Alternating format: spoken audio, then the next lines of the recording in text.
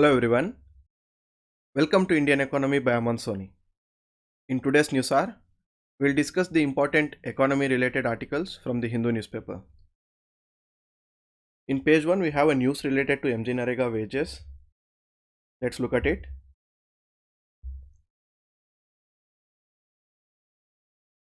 Around 3000 crores of wages have not been paid under the MG Narega.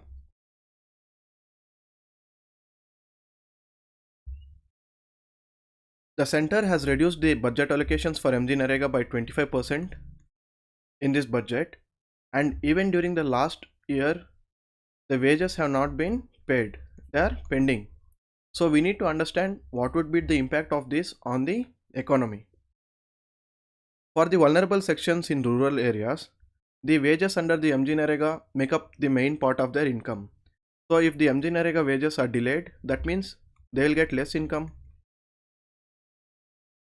So these rural poor, their consumption would reduce. That means the rural demand would reduce. So if there is less demand, the production would be less, so the income would be less. So this will lead to a vicious cycle in the economy. There would be a negative impact on the overall economy if the rural incomes are reduced. So the government has to immediately settle the rural income so that the consumption would be kicked in the rural areas also. There is a news about electoral bonds here, that in the month of January around 1200 crores of electoral bonds have been sold. So we need to understand what is the concept of electoral bond. In the 2017 budget, the government got the electoral bonds. So the electoral bonds are a type of bonds who are in the nature of promissory notes. It is just like a money note wherein the bearer of the money note would be honored. So a person who wants to donate money to a political party goes to the bank, goes to the certain branch of SBI, he pays the money there and he gets this electoral bond, which says that whoever has this bond and whoever deposits bond to the State Bank of India, they will get the money. So these bonds are in the nature of anonymity. They are anonymous in nature. So the receiving political party won't know who the donor is. And individual or a company can purchase this bond. They will have a validity of 15 days. They will donate it to a political party. And what the political party would do, they would deposit all the bonds that they received to State Bank of India. So State Bank of India would transfer that much amount into the account of the political party. This is how the electoral bond scheme works. The Election Commission has criticized these bonds, saying that because they are not transparent and because of its anonymous nature, it is not good for the economy and it can lead for the black money being filled into the political parties. And RBI has also not supported the anonymous nature of these bonds. The case is struck in Supreme Court. We'll have to wait for the result.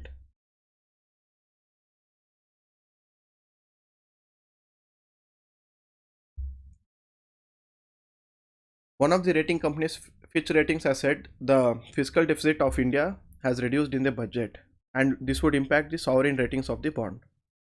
So here we need to know that just like the bond ratings of a corporate company are rated, the rating companies rate even the bonds of governments called the sovereign bonds. Any bond which is issued by a government is called sovereign bond. So they had rated India as BBB negative because of various issues. Now they would further reduce the rating of India. This would impact India in a way that if India wants to raise money from a foreign market, it would have to pay more interest to compensate for the increased risk.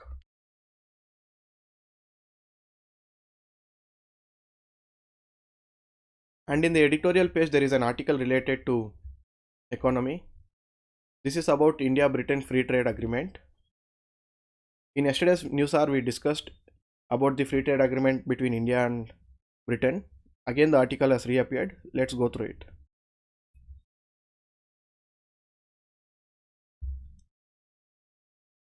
In 2019, both the Prime Minister of UK and Britain, they had met and they discussed to have a free trade agreement in future.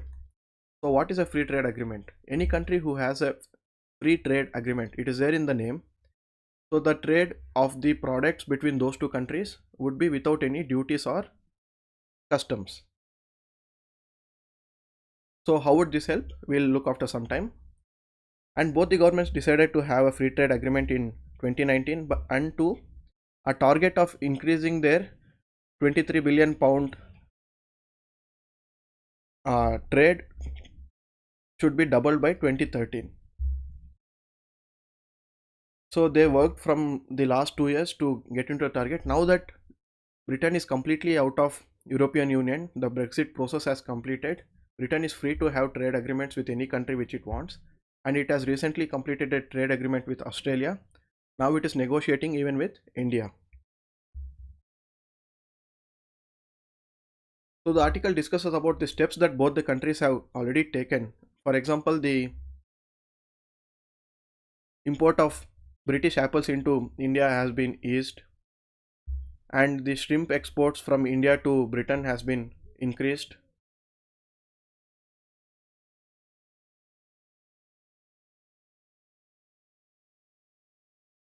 Now both the Commerce Minister and the Secretary of International Trade from Britain, they are negotiating the details of the trade agreement.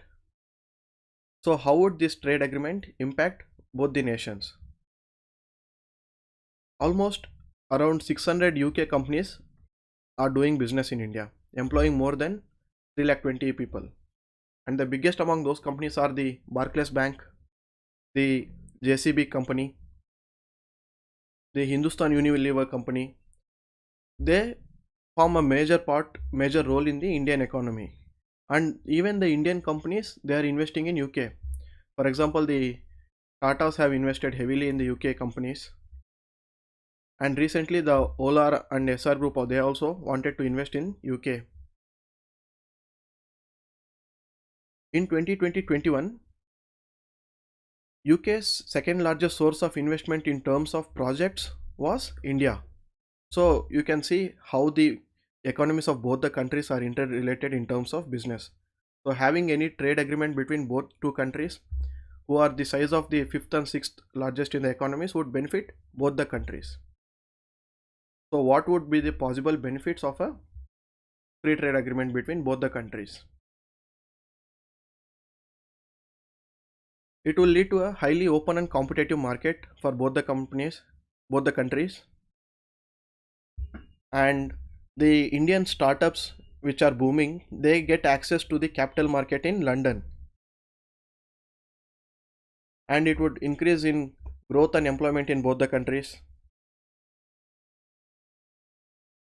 This will help in diversifying the supply chains, making it easier and cheaper for businesses to carry on, reducing the barriers, reducing the regulatory requirements, and even the consumers would get a qualitative and affordable products because of the increased competition and free trade happening between both the countries. So those are all the benefits of a free trade agreement, and not only from an economic perspective, even from a strategic perspective they would be helpful. And India and UK both being democracies, they should work together to promote open economic concept. And the article ends by saying that in the 75th year of independence of India, this is an opportunity for us to put away the past, the colonial impact that UK and India had, and it is an opportunity for us to build a bright future together. So this article discusses about the benefits of a free trade agreement between India and UK. In the OpenEd page, we have an article again, creating jobs by increasing capital expenditure.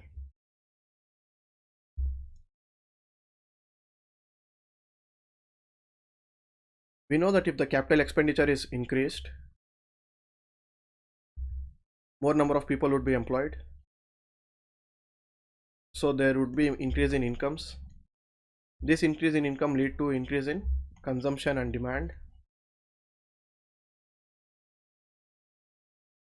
So this will lead to increase in production again. So finally the positive cycle of economy would keep happening, which is good for the economy. So increase in capital expenditure would finally lead to growth of the economy, and the virtuous cycle starts. This article says that increase in capital expenditure is a good thing, but there are certain caveats which we need to look into. We'll see what are those. Before that, it starts with a crucial data given by the International Labour Organization that the India's employment population ratio has dropped from 55% to 43%, whereas all our neighbors like the Bangladesh has a worker population ratio of 52%, in China it's 63%, and in Vietnam it is 73%.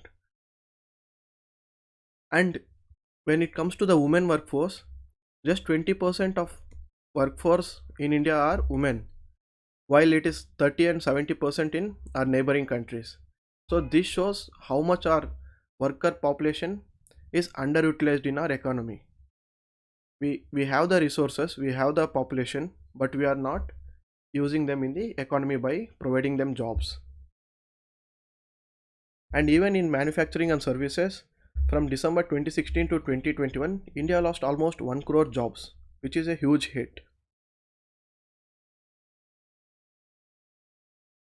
But even during the pandemic, there is some good news for us. And what's that? The budget has increased the capital expenditure and the income tax collection has increased. The revenues of the government are increasing. That is because of the increase in GST tax collections. In yesterday's news hour, we observed that last month was the one of the highest tax collections in GST, and slowly the economy is getting formalized. And even the government has been transparent by showing the off-budget borrowings of the Food Corporation of India in last year budget. All this builds confidence in the economy.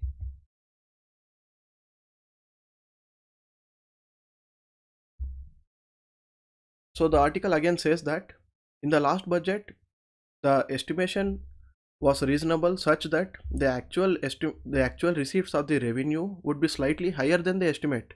So it is a good thing that the government is not having high estimates in the budget, but in reality the realization of the actual tax is very less. That is not happening. In fact, the estimates have been reasonable and we might get more than the estimates. And the negative thing now is there is a huge increase in fiscal deficit because of our increased borrowing and additional spending on the food and fertilizer subsidies, the allocations for MGNREGA, export incentives. All this would further increase the fiscal deficit. Only with the sustained momentum in tax collection can we, so that only with a sustained tax collection we can meet the fiscal deficit. The government has gone for achieving the growth in the form of capital, increasing the capital expenditure. We discussed earlier in the article how increase in a capital expenditure would lead to finally increase in the growth of economy. In this year's budget, the capital expenditure almost increased to 7.5 lakh crore rupees, which is almost 25% higher than the previous year. And between financial year 2011 and 2021, in this last 10 years, approximately on an average, the capital expenditure has been increasing by 12%. This shows the intention and commitment behind the strategy is good, that a sustained investment in roads, railways, power, renewable energy, all this would lead to a condition where the private sector would invest more so that it will lead to the growth of the economy. The government is also providing production linked incentive schemes so that firms will put manufacturing base in India. Out of its borrowing, if the government is investing more of it on capital expenditure instead of revenue expenditure, the government would have to borrow less from the market for the revenue expenditure. This means the corporates can get more from the more funds from the market. This will lead to crowding in of the corporates so that they will invest in the economy, and again it will kickstart growth and job creation. So the article says that all this is fine, the concept is good, the intention is good, but all this comes with a terms and conditions applied. And what are those caveats? Not all headline capital expenditure is indicative of fresh greenfield investments. That means that when we say capital expenditure is either that increases the assets or reduces the liability. So that capital expenditure which increases the asset is good, like we are investing in the roads, railways, etc., that's good. But if you are having capital expenditure for reducing our liability, like for paying off loans, then that is not actually creating growth in the economy. Now a part of the capital expenditure in the budget is used to clean up the losses of Air India, is used to clean up the losses of National Highways Authority and BSNL. So that comes under the reducing of liability part, which actually won't add any value to the economy. We should focus more on the asset creation part.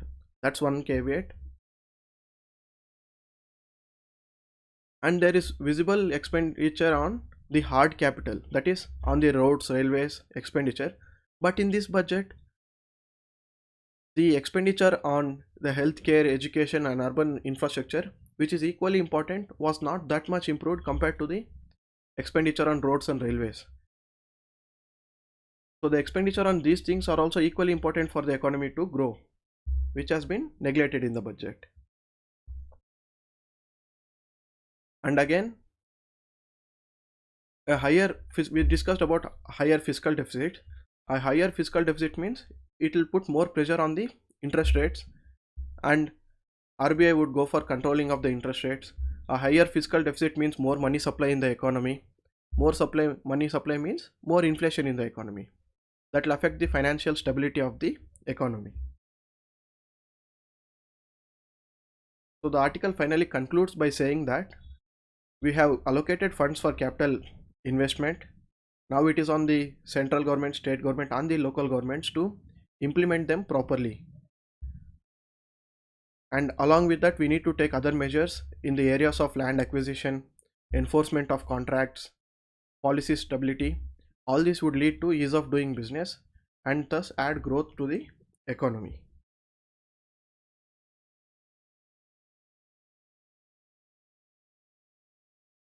In the news page, there is nothing related to economy. We can skip that.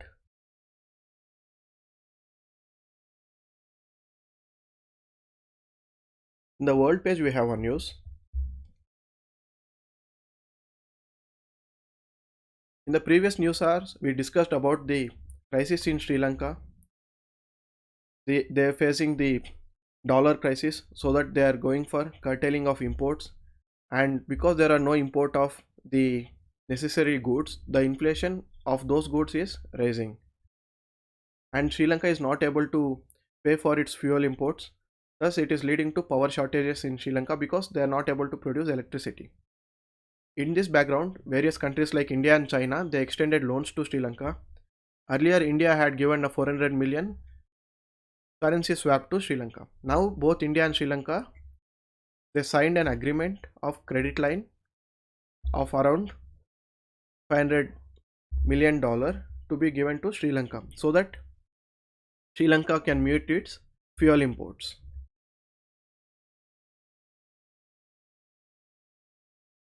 In the business page, you don't need to read this article if you have gone through the budget newspaper yesterday. It discusses the same thing about the capital expenditure which we discussed in the previous article. Let's look at this GST news. In the GST, there is a concept of input tax credit. That is, when a manufacturer sells goods to the wholesaler, he charges him the price plus GST. Say the price is rupees 100 and the GST is 10 rupees.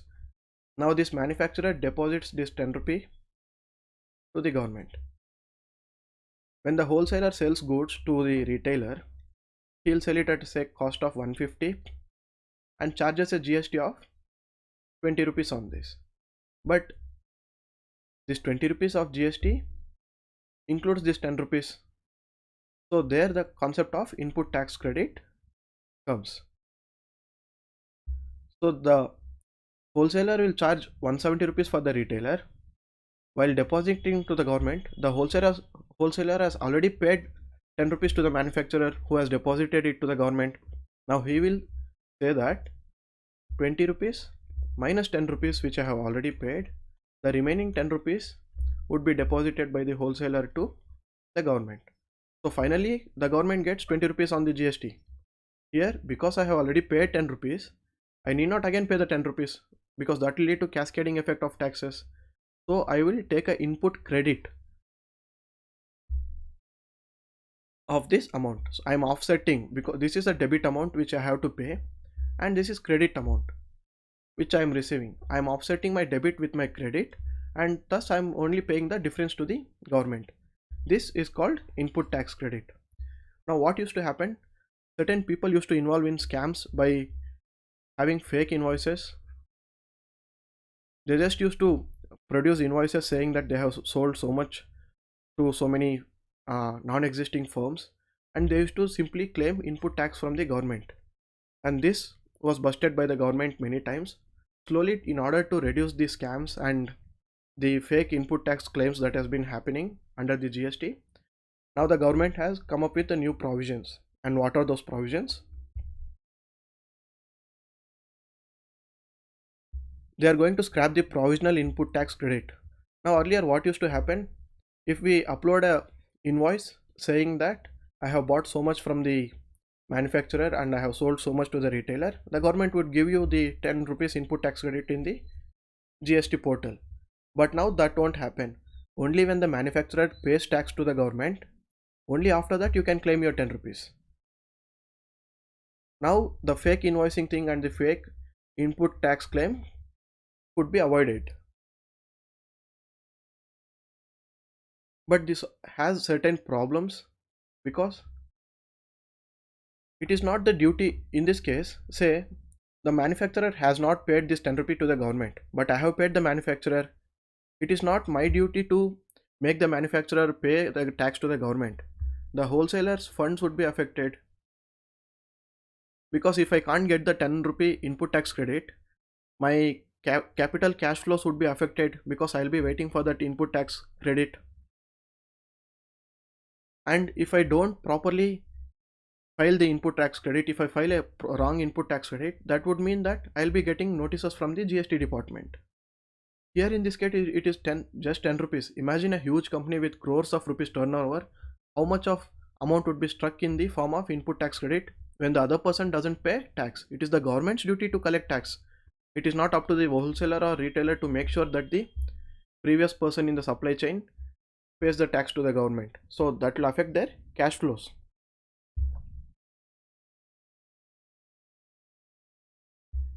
In this article, expect states to fully tap into the 1 lakh crore loan corpus. In the budget yesterday, there was a provision of rupees 1 lakh crore interest-free 50-year loans that the central government is willing to give to the state governments. If the state government starts any project related to the PM Gati Shakti, then they would be given out of this corpus an interest-free loan for the period of 50 years. And what are those projects related to? They can be about the PM Gati Shakti, they can be about digitizing the economy, for building roads, for reforms related to urban areas, for town plannings. For all this related planning, if the state government wants to invest funds, they would get interest-free loans out of this corpus for a period of 50 years.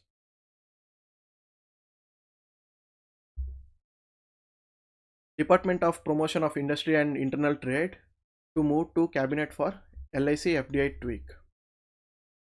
So LIC here is going for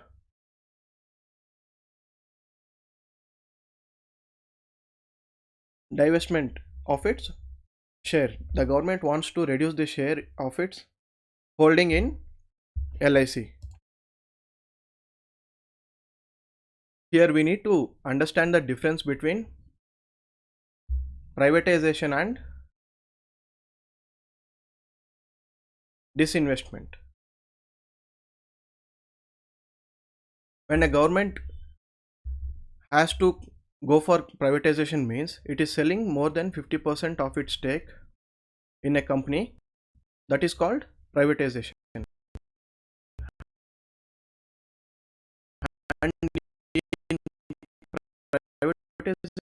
the management coming to private companies.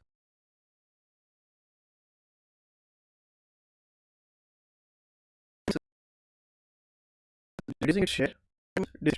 The government is giving up its management control and selling the majority share to the private players.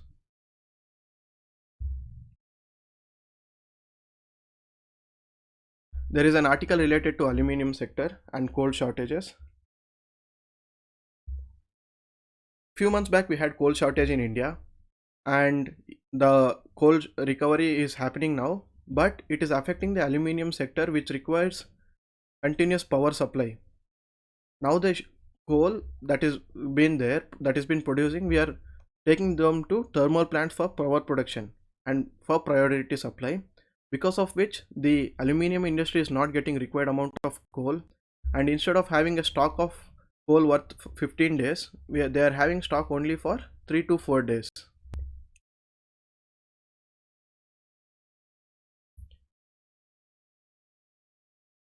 Can skip the sports page.